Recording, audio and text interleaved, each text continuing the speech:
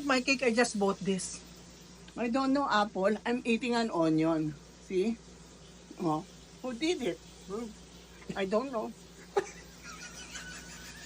Who ate the powder donuts? Earlier it was 10, now it's just 3. That's not me.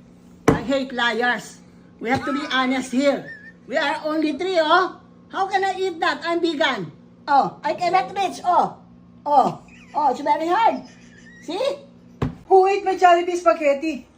I was not born to be a thief. But there's a thief in this house. And we will find out who she is. She? They or them. Did you eat my Cheetos? No, of course not. I did not. I raised my daughter to be an honest and skinny woman. Divorced. Who ate my Chipotle? There's something mysterious happening in this house. I think it's a ghost.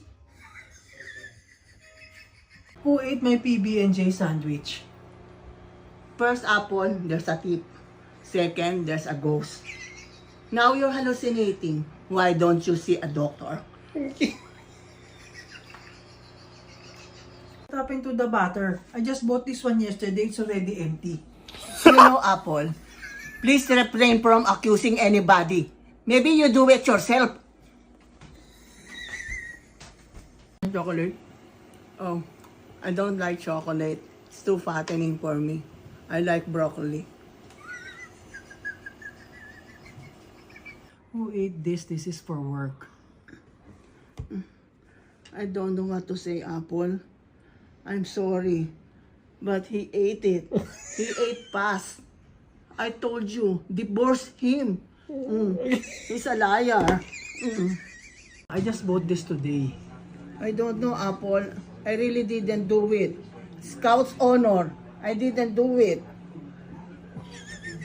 Birthday to you.